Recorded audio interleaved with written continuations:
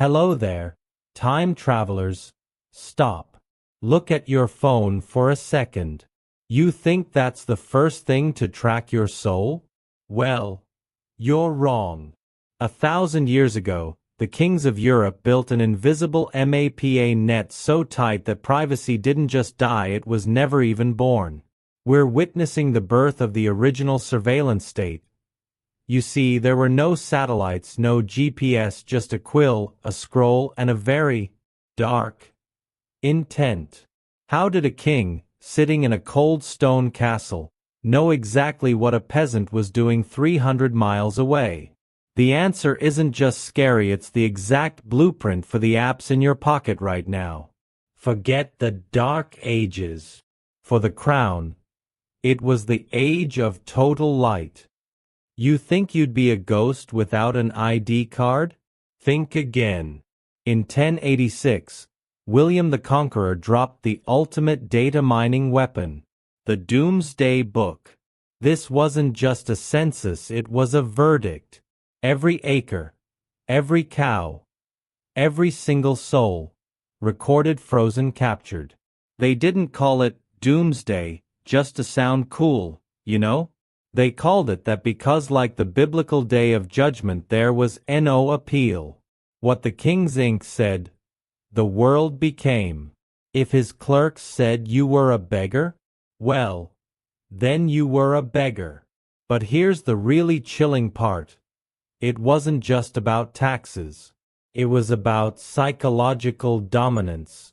I see you. I know what you have.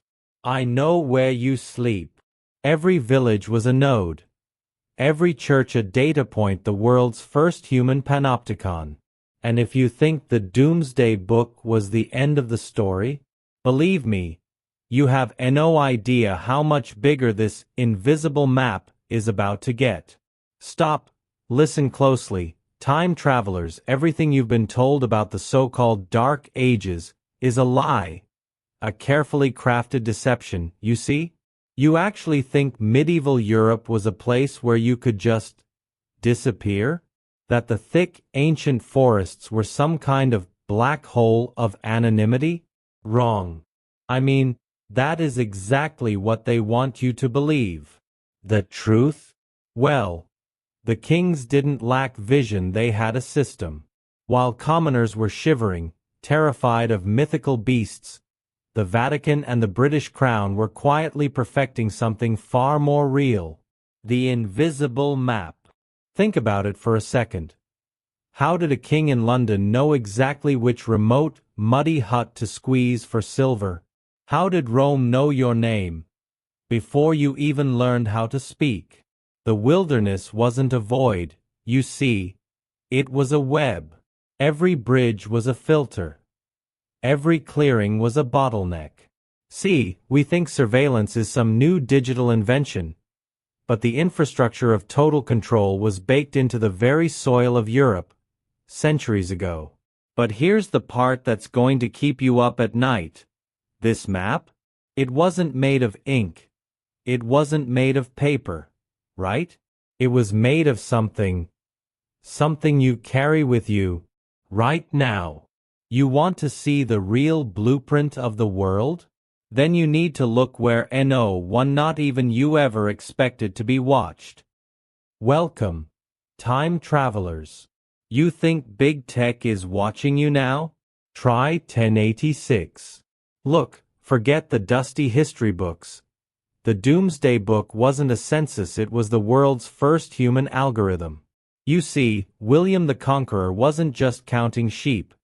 He was building a biological grid. Every soul in England? A data point. Every village?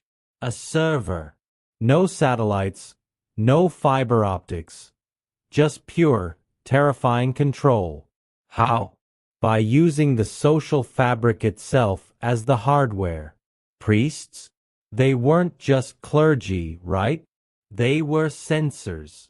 Manor lords? They were processors. The 11th century cloud was made of stone and blood. If you hit a single ox, the network flagged it. If a stranger arrived at midnight, The network knew.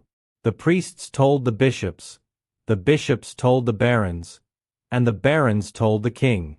It was called Doomsday for a reason. Like the Day of Judgment, there was no edit button. No delete key, none. You move, they know. You die, they own your debt. William rendered the invisible visible. But here's the real mystery. Data is useless if it's slow, you know? And in a world of muddy tracks and rain, the king had a problem. How do you rule when your commands move at the speed of a horse? You don't. You break the laws of physics. You move information at the speed of light. Sound impossible for 1086? Well, it wasn't. And what they used will change how you look at the horizon forever. Welcome, time travelers.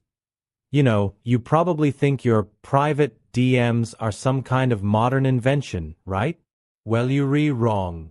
Way back in the 1700s, you'd press your signet ring into hot wax, thinking, truly believing, your secrets were locked tight.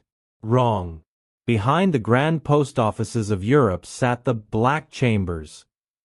I mean, this was the original deep packet inspection.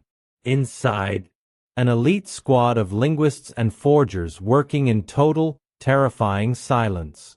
They didn't just read your mail, no, they intercepted it, steamed it open with surgical precision, and cloned your seals so perfectly you'd never know they were there. In London, it was the secret office. In Paris, the Cabinet Noir. You see, to the crown, your life wasn't private, it was just a data point. But here's the real kicker. Reading your mail wasn't enough. They needed that data to move faster than a horse could gallop. Look at the hills. See those strange skeletal towers with the wooden arms? That's the optic telegraph. The 18th century fiber optic network. While you looked at those towers with wonder, the king was getting real-time status updates of his entire realm. Total triangulation.